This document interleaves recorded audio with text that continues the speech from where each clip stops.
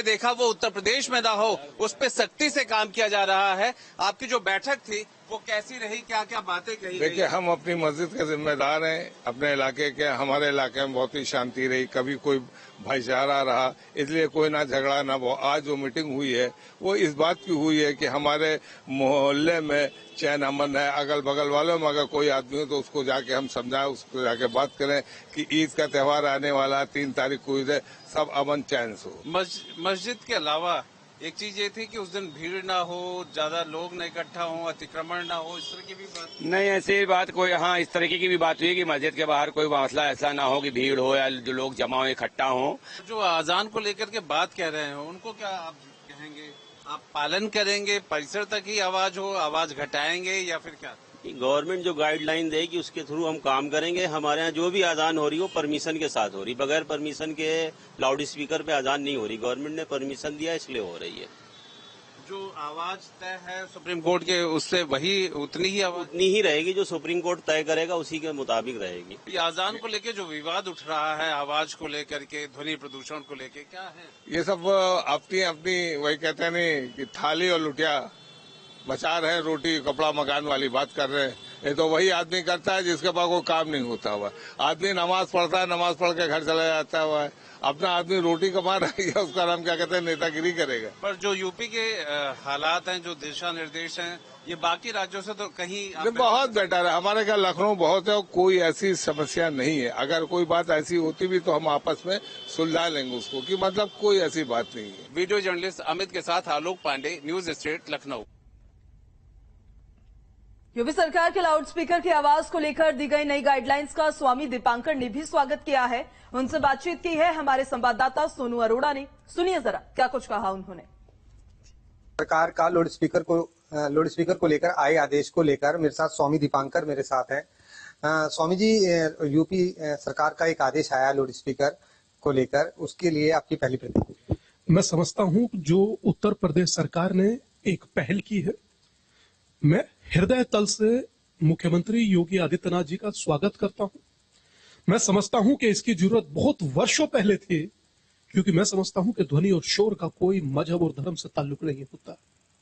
हजारों बच्चे हैं जो पढ़ रहे होते हैं, कई लोग हैं जो काम से आए होते हैं, गर्भवती महिलाएं होती हैं, आराम नहीं कर पाती। आदरणीय, जो इन्होंने निर्णय लिया है, ये निर्णय निसंदेह काबिल तारीफ है। और एक समस्या होती है, लगातार आप शोर में रहे तो टिनिटस जैसी समस्या होती है, जो आपके कानों में बीप की तरह बजती है, जैसे मानिए कि एक घंटी निरंतर बज रही हो। तो जो ये निर्णय आया है, मैं इसका स्वागत करता हूं। हजारों लोग, लाखों लोग इस दुनिया में ध्वनि प्रदूषण से पीड़ित हैं। अभी ये पहला निर्णय है जो लाउड स्पीकर को लेकर है। मैं चाहता हूं कि भविष्य में वो निर्णय भी आए जिस पर मैंने कई साल काम किया, जो सड़कों पर बजने वाले प्रेशर हॉर्न हैं उन पर भी रोक लगे। पर मैं हृदय से स्वागत करता हूं सीएम योगी आदित्यनाथ का, क्योंकि इस तरह की नजीर पेश अगर कोई कर सकता था तो वो सीएम योगी आदित्यनाथ जी ही कर सकते थे। ये थे मेरे साथ स्वामी दीपांकर। इनका साफ तौर पे कहना है कि मैं उत्तर प्रदेश सरकार के आदेश का स्वागत करता हूँ। गाजियाबाद से सोनू अरोड़ा, न्यूज स्टेट, उत्तर प्रदेश। नोएडा में लाउड स्पीकर की आवाज को लेकर यूपी सरकार के आदेश के बाद ग्राउंड पर क्या हकीकत है, उसको जानने के लिए हमने नोएडा के सेक्टर 5 में बने मस्जिद पर नमाज के दौरान पहुंचे और मुस्लिम समाज के लोगों से हमने बात की है। उनका क्या कुछ कहना है, क्या कुछ उनकी राय है, वो भी सुनाते हैं। धार्मिक स्थलों पर लाउड स्पीकर को लेकर पिछले काफी दिनों से लगातार राजनीति देखने को मिल रही है। हम तस्वीरें आपको नोएडा के सेक्टर 5 की दिखा रहे हैं। यहाँ पर आप देख सकते हैं मस्जिद के बाहर मौजूद हैं जो पुलिस है, पुलिस को यहाँ पर तैनात किया गया है सुरक्षा व्यवस्था को लेकर, क्योंकि जिस तरीके के हालात दिल्ली की जहांगीरपुरी में देखने को मिले उसके बाद से पुलिस को यहाँ इसी तरीके से मुस्तैद कर दिया है, खासतौर से ऐसे सभी इलाकों में। अब लाउड स्पीकर की अगर बात की जाए तो सूबे के मुख्यमंत्री ने यह आदेश दिए कि किसी भी धार्मिक स्थल पर बजने वाले लाउड स्पीकर की आवाज उसी परिसर के अंदर रहनी चाहिए। उसी को लेकर तमाम पुलिस अधिकारियों को सुनिश्चित करने की बात कही गई है, और चाहे उसमें कोई शोभा यात्रा निकालनी हो, तमाम चीजों को लेकर आदेश दिए गए हैं। और यहाँ पर अभी क्योंकि रोजे भी चल रहे हैं और ऐसे में जो नवाजी हैं वो नमाज अपनी पढ़कर, दोपहर की नमाज पढ़कर यहाँ से निकल रहे हैं। लाउड स्पीकर को लेकर जो चल रही हैं तमाम चीजें, अब कहा गया है कि आवाज इतनी हो कि परिसर के अंदर ही रहे, चाहे किसी भी धर्म की हो। अब जहाँ तक ये सवाल है कि लाउड स्पीकर का आवाज अंदर ही हो, तो अंदर तो मुंह से ही इतना बोल दिया जाएगा कि अंदर की बात अंदर सब समझ जाएंगे, समझे ना।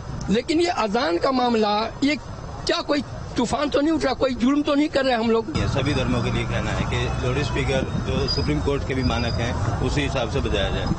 तो शादी ब्याह में पहले लाउड स्पीकर क्यों नहीं खत्म हो रहा? शादी ब्याह में इतने धूमधाम से लाउड स्पीकर बजते हैं, उनके ऊपर क्या प्रशासन का रवैया बताइए। लाउड स्पीकर बजने से या मंदिर में घंटा बजने से लोगों को ये पता चल जाता है कि हाँ भाई नमाज का टाइम हो गया, घर में से निकल जाओ। ये फायदा है अजान से। और भाई जो नमाज जो पढ़ता है वो तो पढ़े ही पड़ेगा। देखिए ये अपने अपने तर्क हैं इन लोगों के, लेकिन सरकार ने साफ तौर पर कहा है कि अधिकारी सुनिश्चित करें कि किसी भी धर्म में लगे हुए लाउड स्पीकर धार्मिक स्थल पर उसकी आवाज इतनी हो कि उस धार्मिक स्थल के अंदर रहे। अब किस तरीके से इस आदेश का पालन आने वाले दिनों में देखा जाएगा, वो देखना होगा। वीडियो जर्नलिस्ट सुधीर शर्मा के साथ अमित चौधरी, न्यूज स्टेट नोएडा।